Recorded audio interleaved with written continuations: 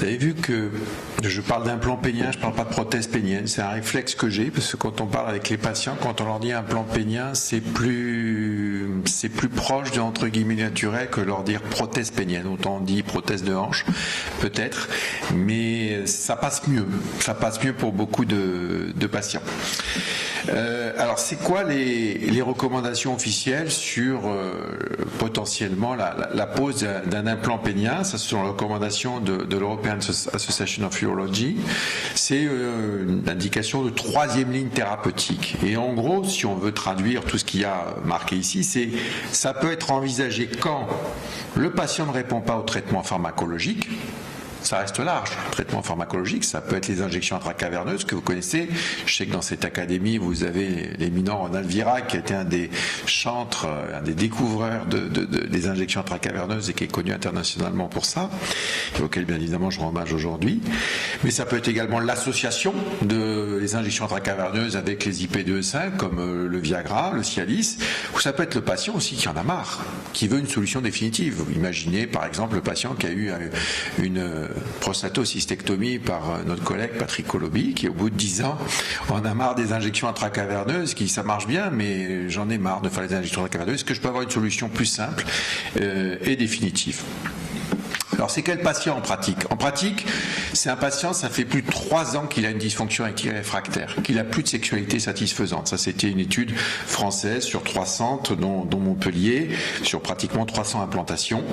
L'âge moyen, c'était 59 ans. Globalement, sur la littérature internationale, c'est ce qu'on retrouve. La plupart des séries, c'est entre 58 et 65 ans.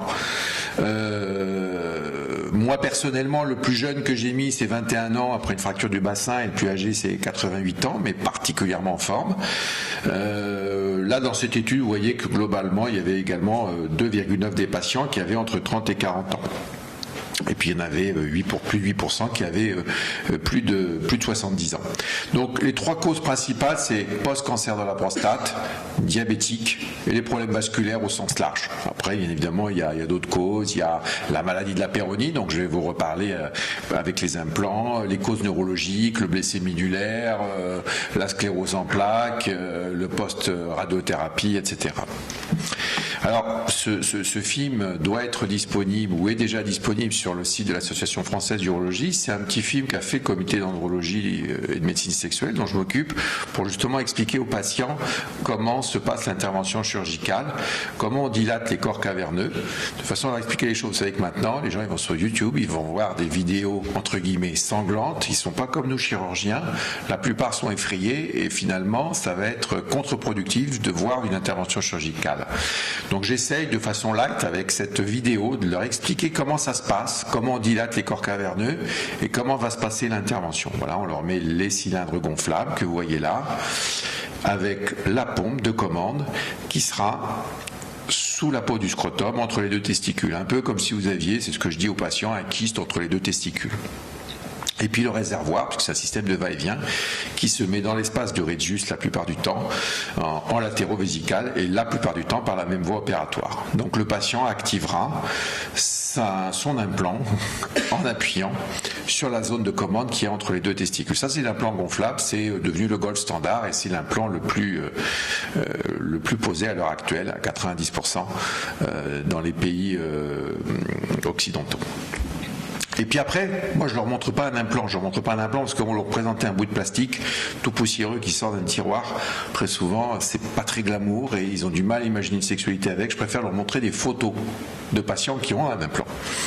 Ce patient il a un implant à gauche, ça se voit pas parce que c'est une gonflable. Souvent ils imaginent les implants semi-rigides. Il y a 50 ans on était toujours en érection, ce qui pouvait poser souci pour le sport, l'habillement et puis l'attitude extérieure. Donc la cicatrice elle est minime, hein. Vous voyez, elle est ici. Quand on fait une incision pénoscrotale, il y a notre voie suspubienne où également elle est minime. Et puis le patient il active tranquillement son implant, il appuie, ça lui prend à peu près une vingtaine de secondes. Donc c'est un aspect qui est proche du naturel. Là, je leur montre également la vidéo d'un patient. Ce patient, il a une prostatectomie radicale 3 ans plus tôt. Il a 68 ans. Il est professeur de tango célibataire, donc je ne peux pas me faire de dessin, il n'a pas de problème pour avoir des partenaires. Ben, les partenaires s'en aperçoivent pas. Donc c'est pour vous dire que quand on a un implant gonflable, c'est suffisamment proche du naturel pour qu'elles s'en aperçoivent pas. Alors évidemment, je ne vais pas vous faire de dessin, vous allez comprendre, selon les pratiques sexuelles, et il y en a quand même une, et en plus qui était infirmière, qui a dit il y a quand même quelque chose de bizarre entre les deux testicules. Il y avait la zone de commande. Sachez que dans 5 à 10 ans, cette pompe de commande n'existera plus puisqu'il y aura des implants connectés avec montre ou téléphone pour mettre son implant en érection. Donc ce qui est différencié d'une érection entre guillemets naturelle, c'est que le gland est mou parce qu'il n'y a pas l'érection spongieuse. L'érection spongieuse, c'est d'ailleurs un problème parfois chez les patients. Si elle est résiduelle, ils vont compléter l'érection due à l'implant avec l'érection spongieuse de façon à avoir un aspect le plus naturel possible.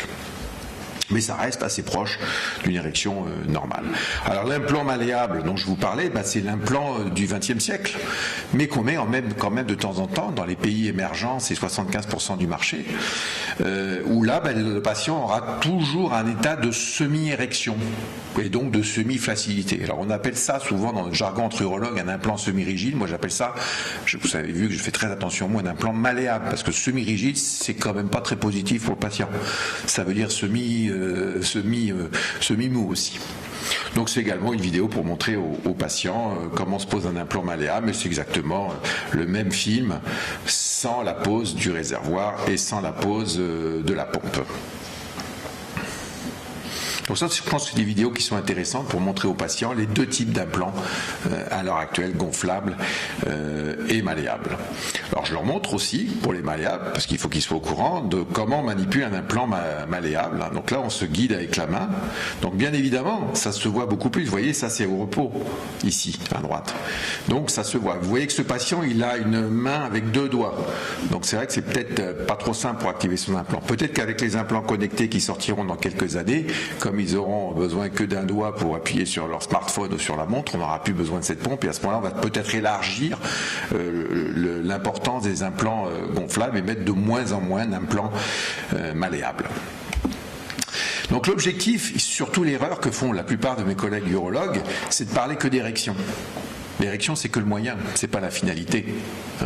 Le but, c'est d'avoir du plaisir, d'avoir un orgasme, d'avoir une éjaculation, sauf bien sûr si c'est après prostatectomie radicale. Et la littérature, c'est que plus de 4 fois sur 5, c'est satisfaisant. La seule chose, c'est que les échecs sont pas faciles à gérer, et pas faciles à gérer pour le patient et bien évidemment pour les urologues qui s'occupent de cette chirurgie-là. Est-ce que c'est une procédure chirurgicale risquée ?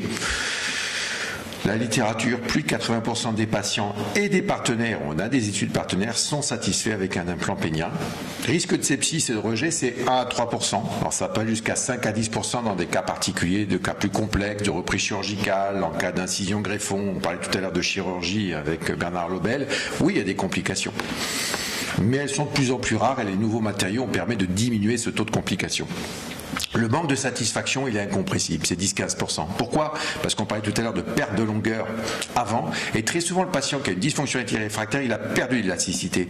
Et c'est pas, devant ma collègue plasticienne, on peut pas, peut-être comme en chirurgie mammaire, que je connais pas, certes, dire, imaginer de réaugmenter la longueur parce qu'on va mettre un implant. Non, on va simplement se caler sur l'élasticité résiduelle des corps caverneux. Et parfois, comme le patient n'a pas d'érection, il a souvenir de son érection d'avant, il va avoir l'impression que l'implant est plus court et que l'implant lui a raccourci la verge. L'implant n'a quasiment pas raccourci la verge, simplement adapté à l'organe au jour où on l'a posé. Les pannes, rarement avant 10 ans d'utilisation, à l'heure actuelle avec les implants gonflables, 5 à 10%, 75% sont fonctionnels à 15 ans, bien évidemment ça dépend de la fréquence d'utilisation. On ne sait pas combien les patients utilisent autant. On sait que globalement, les patients, la plupart, utilisent 1 à 2 fois par semaine, mais certains l'utilisent beaucoup plus et bien évidemment, ça peut tomber en panne beaucoup plus rapidement. Donc il faut faire un choix entre un implant gonflable et malléable. Bien évidemment, l'implant gonflable, c'est idéal pour le patient entre guillemets standard, qui a une bonne dextérité manuelle, qui veut faire du sport, qui veut que ça se voit pas dans tous les aspects de sa vie de tous les jours. Simplement, il y a l'apprentissage, mais qui est assez simple. L'implant malléable, le patient âgé, obèse, qui tremble, qui a des problèmes manuels, qui n'a pas de problème d'habillement, etc., etc. Donc, dans certains pays aussi où l'implant n'est pas remboursé, il y a un problème de coût. L'implant malléable est moins cher que l'implant gonflable. Les recommandations sur l'antibioprophylaxie classique, c'est fazoline 2 grammes en nivellante au moins 30 minutes avant le geste en cas d'allergie vancomycine. Très souvent, on ne sait pas pourquoi, parce qu'il n'y a pas d'études, mais beaucoup font une antibiothérapie qui perdure après jusqu'à 24 heures, voire 48 heures, voire 1 à 2 semaines après. L'installation, exposition et décubitus dorsal, sauf exception, la plupart des urologues mettent une sonde vésicale préopératoire pour bien repérer l'urètre, parce qu'il faut bien évidemment éviter de léser l'urètre, éventuellement avec un rétracteur de Scott. Donc moi je fais une incision, là c'est, vous voyez, je mets soit une incision verticale, soit une incision transversale. C'est plus une incision scrotale que pénoscrotale, parce que l'incision se verra moins, et elle ne fera pas de bride et de rétraction cutanée avec la racine de la verge. Et on s'attache à faire une hémostase la plus précise, soigneuse possible. Pourquoi ? Parce que plus il y a d'hématomes, plus ça peut être douloureux, plus le risque de sepsis existe si vous avez un hématome, notamment scrotal. Donc on a 3 espaces à faire, la pompe, le réservoir et les corps caverneux. En premier, moi personnellement, je préfère faire tout de suite la pompe. Donc tout de suite, en intradartos, entre les 2 testicules, on va créer un espace. S'il y a des petites hémostases, on les fait. Et là, on crée l'espace pour la pompe. Alors, des fois, vous avez la difficulté d'avoir des scrotums qui sont rétractés et où les testicules sont de petite taille, où là, la pompe, bien évidemment, va plus facilement se voir. Donc là, vous allez créer l'espace pompe. Ensuite, vous allez créer l'espace réservoir. Je vous ai dit tout à l'heure qu'il était en latérovésical dans l'espace du radius. Il faut un pelvis libre. Si vous avez une cystectomie qui a plus de radius, c'est dangereux et c'est même interdit, contre-indiqué de mettre le réservoir comme ça. Il faut bien sûr avoir la vessie vide. Et la plupart du temps, vous le faites par même abord. C'est-à-dire qu'à l'aveugle, vous allez aller traverser la paroi postérieure du canal inguinal en interne par rapport au cordon spermatique. Donc là, vous avez matérialisé l'anneau inguinal. Et là, vous mettez le doigt dans l'anneau inguinal. Alors, bien sûr, il faudra avoir checké en préopératoire qu'il n'y ait pas de hernie. Et en cas de doute, faire une échographie, voire un scanner Valsalva, voire une cure chirurgicale de hernie préopératoire. Et là, vous allez traverser, vous voyez, il y a le cordon vers l'extérieur, c'est du côté gauche, vous allez traverser soit avec le doigt, soit avec les ciseaux, la paroi postérieure, et à un moment ça passe, tac. Vous allez traverser, vous allez rentrer dans le radius, à l'aveugle. Vessie vide, toujours verticale, au ras de l'os, loin des vaisseaux iliaques. Si ça passe pas, vous allez de l'autre côté. Si ça passe pas, vous faites à ce moment-là un deuxième abord. Moi, pour préparer l'espace ou éviter d'aller léser, de disséquer au doigt à l'aveugle, je mets une sonde prostatique que je gonfle avec le réservoir, ce qui fait que comme ça, vous allez avoir l'espace qui naturellement va se préparer pour mettre ensuite votre réservoir.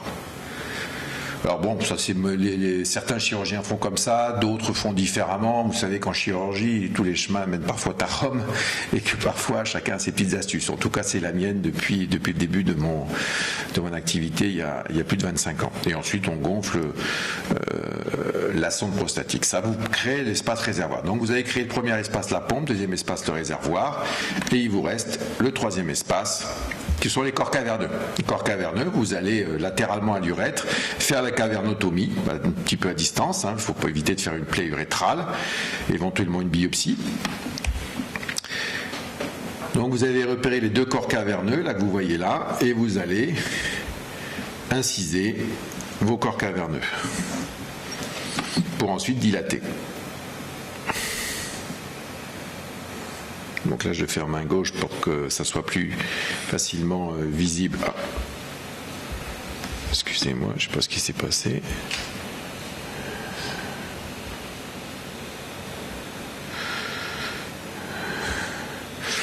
Voilà, pour que ça soit plus visible. Donc, on fait la cavernotomie.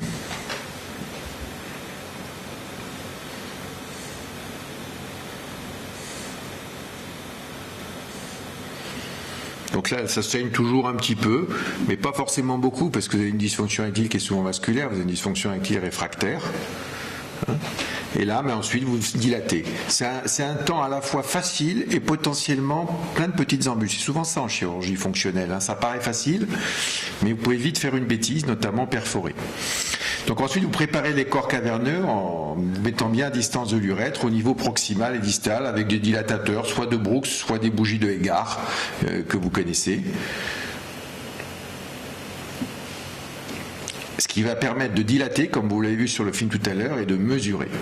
parce qu'il faut essayer de s'adapter au mieux à la longueur de la verge. Donc on amorce la dilatation au ciseau.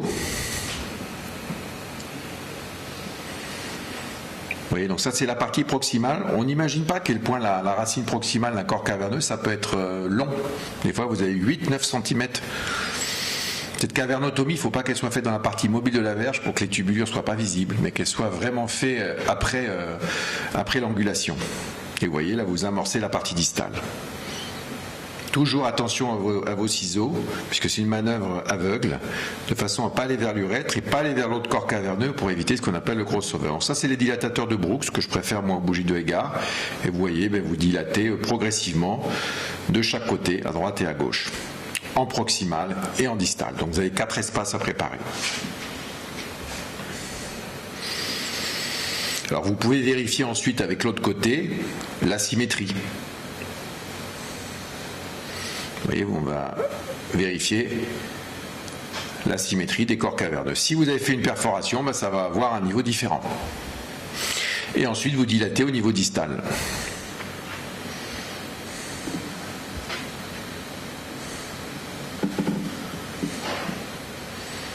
Vous voyez, vous avez une bougie progressive. Mais c'est une chirurgie de feeling. Hein. C'est d'ailleurs pour ça que c'est assez compliqué à apprendre. C'est toujours un peu terrorisé quand c'est un interne qui commence à faire son premier implant parce que vous ne voyez pas ce qu'il fait, quoi. Et ensuite vous mesurez longueur proximale, longueur distale. Et puis après, c'est comme chez le marchand de chaussures, hein, vous avez les implants, les différentes longueurs, et vous choisissez l'implant qui correspond. Voilà, donc attention, c'est un moment clé dans l'implant. On peut faire plein de bêtises. Axe de la verge important, axe ciseau-urètre, tactile, visuel, asymétrie. Ne pas forcer. Si vous forcez, il faut utiliser d'autres instruments de façon à bien vérifier la symétrie distale, la symétrie proximale. Si vous êtes passé de l'autre côté, quand vous allez rentrer vos deux dilatateurs, vous allez entendre le bruit des deux dilatateurs qui se touchent, ou alors même un deuxième qui ne rentre pas. Donc à ce moment-là, vous savez que vous avez fait un crossover qu'il faut réparer tout de suite. Ça n'arrête pas la procédure, mais il faut réparer tout de suite. Si vous avez fait une plaie urétrale, la plupart du temps, il faut s'arrêter, parce que comme vous le savez, il y a une flore urétrale commensale qui va contaminer le champ, et le risque de sepsis post-opératoire est beaucoup plus important. Vous voyez, donc ici vous avez la symétrie. Donc le choix de l'implant, vous essayez dans la partie proximale de mettre ou rien du tout, ou éventuellement un petit raccord, parce que c'est une partie perdue sur le plan fonctionnel, parce que ce qui compte c'est la partie gonflable. Vous mettez le réservoir à la place de la sonde, le réservoir qui contient entre 65 et 100 ml selon le type de réservoir, hein, et vous insérez les cylindres. Donc là, vous utilisez l'instrument qui vous a servi à mesurer, et avec un fil qui va guider le bout de l'implant pour aller jusqu'au bout du gland. Donc là, vous passez en transglandulaire et ça va vous permettre de tirer votre cylindre. Ensuite, vous faites un test d'érection à la fin pour vérifier que vous êtes en bonne position, qu'il n'y a pas de torsion, que c'est bien la bonne longueur. Et vous placez la pompe centrale. Latérale, c'est gênant. Un homme de 60 ans, il fait du golf et du vélo quand il fait de l'activité sportive. Donc si vous le mettez sur le côté, c'est pas comme le sphincter artificiel qui est plus petit et plus oblong. Ça peut être gênant. Central, ça l'est pas. Moi, je pose toujours la question du vélo de façon à éviter de ne pas mettre la pompe trop postérieure et que le patient puisse continuer son activité favorite. Vous avez également une autre voie qui est de faire une voie suspubienne. Alors c'est pas une voie que moi je pratique. Je l'ai pratiquée au début, mais je trouve que la cicatrice est plus visible. 75% des chirurgiens dans le monde font du pénoscrotal, 25% font du suspubien. Voilà, bon, ça c'est l'avantage du suspubien, c'est qu'il n'y a pas de cicatrice au niveau de la pompe, on peut plus rapidement manipuler. L'inconvénient, c'est que vous êtes plus proche des bandes vasculo-nerveuses et d'une éventuelle lésion.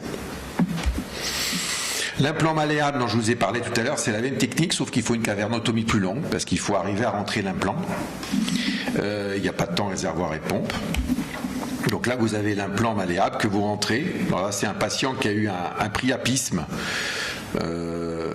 Donc on met un implant malléable pour éviter la rétraction. Les nouvelles indications après priapisme, c'est de mettre un implant si possible dans les 2 mois après le priapisme lorsqu'il est définitif et non plus attendre. Voilà, puis là vous vérifiez la bonne longueur, vous voyez, on palpe le gland pour bien vérifier que ça arrive au bout du corps caverneux. On enfuit les tubulures, la plupart mettent un drain, on ferme en 2 ou 3 plans. Moi je laisse souvent l'implant gonfler 50-75% de façon à ce qu'il n'y ait pas de rétraction sur les implants gonflables et on dégonfle progressivement. Alors certains dégonflent à 48 heures, moi je dégonfle maintenant à 2 ou 3 semaines et avant d'apprendre progressivement le patient à s'en servir lui-même. Bon là vous avez un pansement, vous voyez, qui est compressif, empaqueté, la sonde, le drainage, puisque le risque c'est l'hématome, notamment l'hématome scrotal. Et donc c'est un pansement qui est impressionnant et le lendemain on enlève tout et le patient est potentiellement sortant le lendemain. Voilà, une cicatrice le lendemain. La période d'apprentissage, c'est pas une période facile. C'est pas une période facile parce que le patient, il va falloir qu'il apprenne à appuyer. Nous, ça nous paraît simple d'appuyer sur un bouton et puis d'appuyer sur un deuxième bouton pour dégonfler, mais il voit pas. Donc à ce moment-là, autant je lui montre pas l'implant avant, mais je lui montre après, de façon à ce qu'il voit exactement comment ça se passe. Certains, au bout de 2 minutes, ont compris, d'autres, il leur faut 2 ou 3 consultations. Des fois, ça leur fait mal. Il faut aller progressivement à la vitesse de chacun, de façon à ce qu'ils débutent une sexualité progressive sans heurte. Et surtout pas leur dire, ça va être le nirvana dès le début. Non, c'est comme une prothèse de hanche. On ne galope pas tout de suite, et bien là, ça va être progressif. Les études montrent que la satisfaction, c'est entre 3 et 6 mois pour être acceptable, et ça peut même s'améliorer jusqu'à 1 an. Puis il y a également la gestion de la partenaire. N'oubliez pas, et ça fait au moins 3 ans qu'ils n'ont pas eu de sexualité. Là, vous avez un patient de 73 ans. Voilà, bon ben il a un petit embonpoint, mais enfin il arrive à gérer, à gonfler, sans trop de problèmes son implant. Il met après une trentaine de secondes à gonfler, puis vous le voyez en bas qui dégonfle son implant progressivement. Alors ça peut paraître comme ça un petit peu pas très érotique, mais quand les patients n'ont rien et qui veulent avoir une sexualité, ben à ce moment-là, ils vont vers ça. Et autant le lapéronie n'est pas forcément ultra satisfait, notamment à cause du raccourcissement, autant les patients, quand ils sont dans les 85%, là, ils vous embrassent les pieds, hein, parce qu'ils ont retrouvé une vie sexuelle, des capacités érectiles, ils peuvent avoir des rapports sexuels, et la plupart des patients sont satisfaits. Le problème, c'est les 15% restants. Alors des fois l'implant c'est difficile, notamment post-priapisme. Là vous avez un drépanocytaire de couleur des Africains de l'Ouest. Alors le priapisme vieilli, c'est une horreur à opérer parce que les corps caverneux sont rétractés. Vous voyez, c'est tout fibreux. Là, ça saigne pas du tout. Donc là, c'est une autre stratégie. Il faut vraiment avoir de l'expérience et les instruments adaptés. Souvent, j'amorce un chenal, vous voyez, avec un bistouri pointu. Au proximal, en général, ça passe. Alors en distal, parfois, il faut faire des cavernectomies, des cavernotomies extensives ou des cavernectomies. Là, ça passe. Par contre, en distal, quand on n'arrive pas à dilater, il faut faire des cavernotomies extensives. Parce que vous n'arrivez pas à créer un chenal. Donc là, c'est le cas chez lui. Et vous voyez, on a été obligé de disséquer complètement et tout est complètement fibreux et non dilatable. Et là, des fois, c'est la sculpture. Vous enlevez le tissu caverneux. Alors, c'est une situation extrême, mais auquel il faut être préparé quand c'est des implantations difficiles ou en cas de reprise. Voilà. Donc là, vous y allez progressivement, et puis vous allez jusqu'au bout. Vous envoyez ça à l'impact, même si vous savez que c'est fibreux, de façon à bien prouver aux patients que c'était un cas extrêmement compliqué. C'est la limite de la chirurgie de prothétique. De temps en temps, moi je vois des patients, je dis voilà, j'ai été opéré, on a reculé, on n'a pas pu. C'est parce que le chirurgien ne va pas oser ou n'a pas su ou pu faire ce type de technique. Et vous voyez, après, vous avez le corps caverneux qui est à plat, et ensuite vous remettez un implant, vous vérifiez que ça suffit. Des fois, il faut mettre un greffon parce que vous n'arrivez pas à refermer. Vous mesurez. Vous mettez un greffon et un implant comme d'habitude. Mais là, le temps opératoire passe facilement de 45 minutes à 2 heures, voire 3 heures, pour avoir un résultat qui est joli à la fin, mais qui, comme le disait Bernard Lobel, beaucoup plus à risque de complications. Le sepsis, la durée opératoire, les deuxièmes incisions, la rétraction potentielle, c'est pas les mêmes complications. Sur la maladie de la péronie, pour finir, j'en ai pas parlé tout à l'heure, mais comme je vous ai dit tout à l'heure, que quand il y avait une dysfonction érectile, il fallait choisir l'implant. Vous voyez qu'un cas comme ça, c'est pas une piqûre, c'est pas une incision greffon. Le problème, c'est la dysfonction érectile, et ça peut être associé à toutes les techniques que je vous ai montrées tout à l'heure. Alors le consentement éclairé, il est difficile parce que vous dites au patient, il y a un implant, peut-être une plicature, peut-être une incision greffon. Donc en gros, il faut qu'il signe 3-4 fiches parce qu'on ne sait pas encore ce qu'on va faire en préopératoire. Alors la technique la plus simple, c'est le modeling. Le modeling, c'est quoi? C'est casser la verge sur l'implant. Là, vous avez une vidéo. Alors la courbure n'est pas très importante, mais ce que vous faites, c'est qu'une fois que vous avez mis l'implant, vous gonflez l'implant, vous clampez les tubulures et vous cassez. Et de temps en temps, on entend un crack. Vous cassez la plaque sur l'implant. Alors ça peut paraître comme ça barbare, au début très franchement j'y croyais pas, mais quand vous avez une courbure de moins de 45 degrés, la plupart du temps vous rétablissez l'affaire. Quand c'est plus de 45 degrés ou qu'il y a des calcifications, ça suffit pas et à ce moment-là il faut faire un geste additionnel.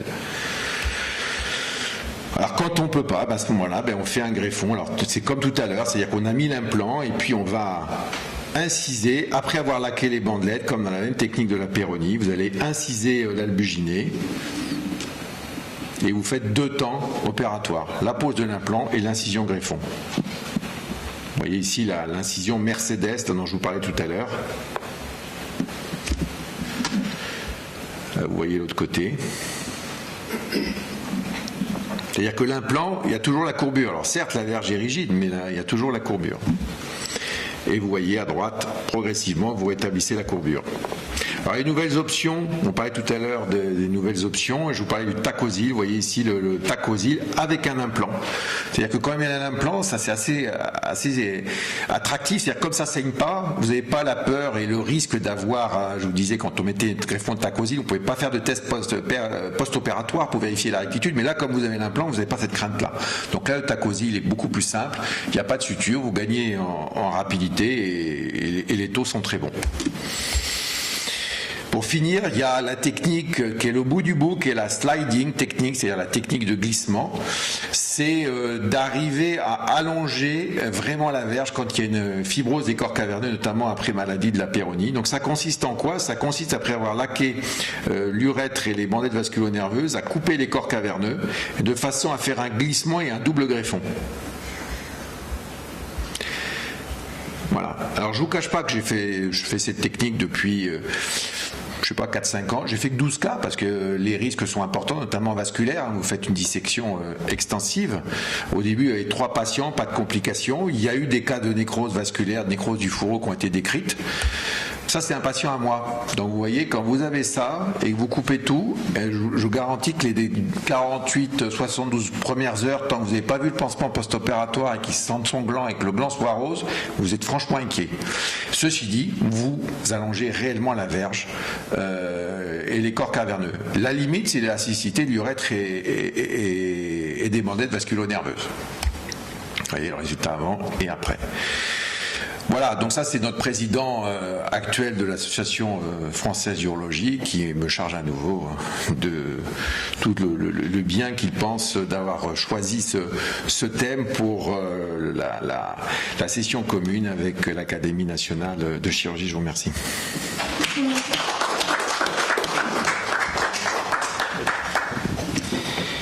Merci Antoine pour ce super panégyrique concernant la chirurgie de la prothèse et ses indications, et des implants, et on va y revenir dessus, donc qui suscite déjà des questions. Oui.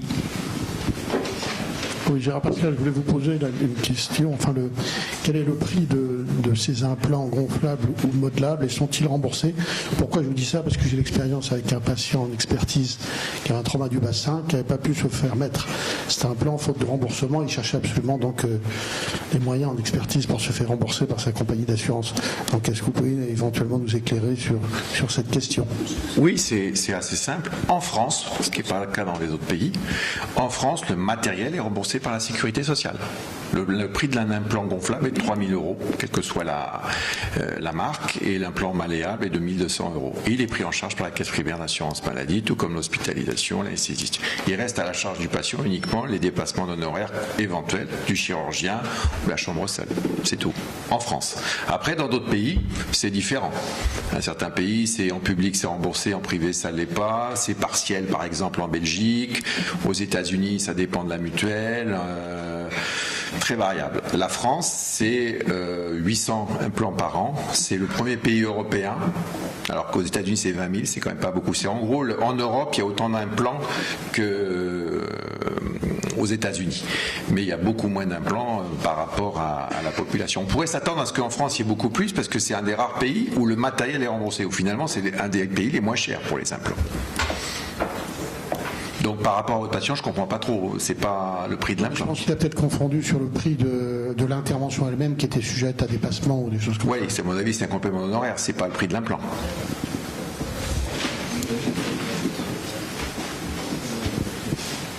Cette année, on a eu un grand scandale sur les lymphomes sur implants mammaires. C'était a priori lié à la macro-texturation des implants. Il y a eu quand même 52 cas documentés en France et maintenant on recherche dès qu'on a un syndrome inflammatoire mammaire. Donc on fait une recherche, on prélève le liquide et on fait une recherche de lymphome. Est-ce qu'il y a eu, je ne sais pas du tout, c'est une question, un cas de lymphome sur un plan en urologie? Très très bonne question, parce que quand on explique aux patients préopératoires, maintenant vous savez que mettre un implant chez un patient quel qu'il soit, le jeudi soir avec Élise Lucet est un petit peu inquiétant pour nous. Il y a eu le cas des prothèses, notamment en urogynécologie, des prothèses de soutènement vaginal, les prothèses mammaires avec les prothèses PIP. Donc pour l'instant, moi ce que je leur dis la réalité, c'est qu'on les rassure. On n'a rien actuellement sur les implants péniens. Je n'ai pas vu d'article dans la littérature et personnellement, moi j'ai mis à peu près 1500 implants, j'ai jamais vu ce genre de situation à ce jour. Donc en tout cas, moi j'ai pas d'inquiétude personnelle et j'ai rien dans la littérature. Mais vous avez des questions parce qu'on en parle avant pour les rassurer.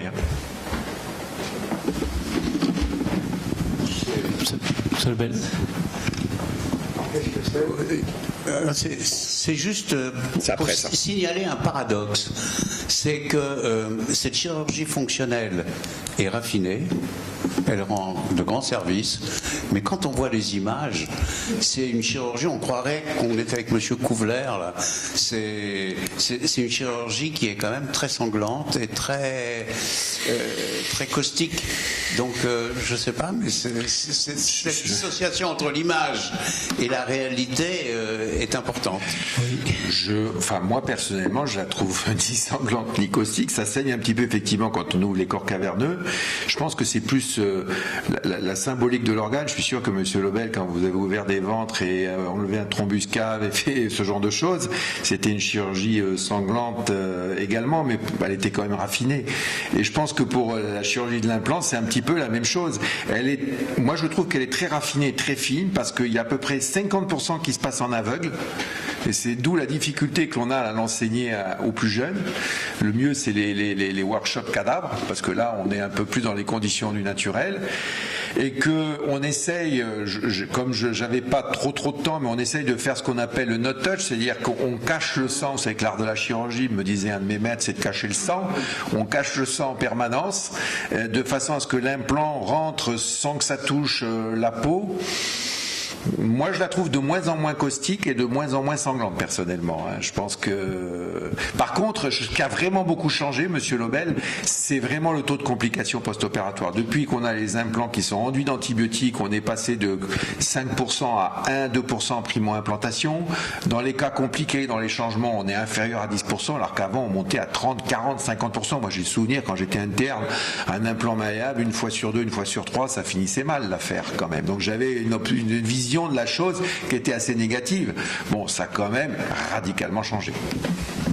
Oui, une question. Quel est l'état actuel de la recherche sur le déclenchement à distance, éventuellement par une impulsion électrique type Bluetooth, etc., de la pompe de remplissage des implants? Et je sais, alors bon, j'ai un devoir de secret, mais moi, ce que je peux vous dire, puisque je travaille sur un des projets sur ça, c'est qu'il y a actuellement un projet à la fois pour le sphincter urinaire artificiel et également pour l'implant pénien, pour pouvoir déclencher par Bluetooth, par montre, par peut-être même un message vocal, avoir une phrase type qui vous déclencherait l'érection et une autre qui permettrait de l'enlever. Alors évidemment, il ne faut pas qu'elle soit prononcée, il faut que ça soit une phrase assez qui vous soit propre, bien évidemment. Celle de votre compagne, peut-être. Hein.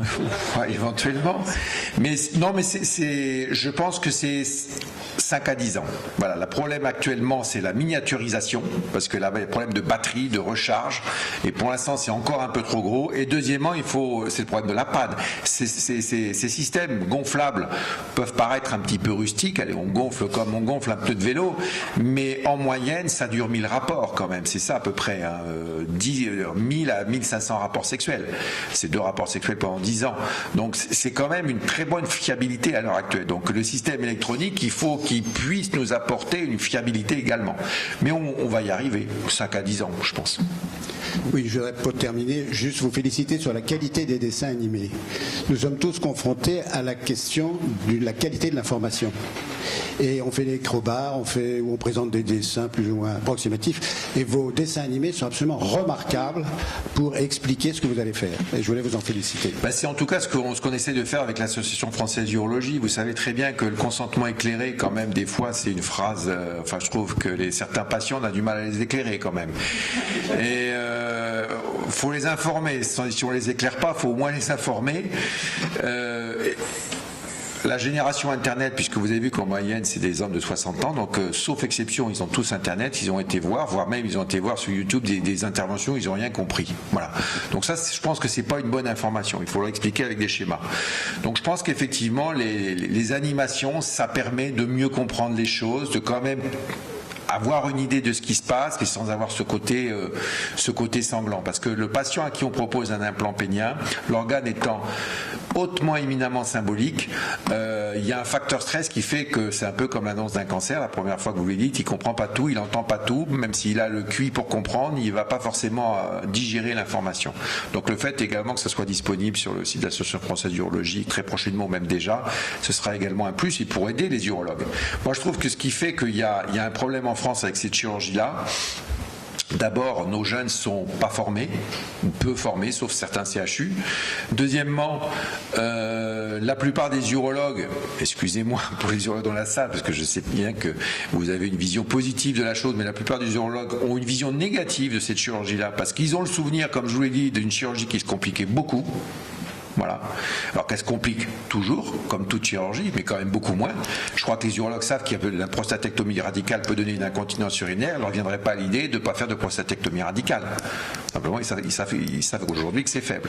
Donc cette chirurgie, elle a beaucoup évolué et il faut savoir la présenter de façon positive. Dire, ah ben monsieur, maintenant, il n'y a plus qu'une dernière chose. L'implant pénien est posé une vieille prothèse poussiéreuse sur un bout de table en regardant les yeux au ciel, en disant, il n'y a plus que ça. Le patient, il a 60 ans en moyenne, il est quasi dépressif, ça fait plus de 3 ans qu'il n'a pas de sexualité.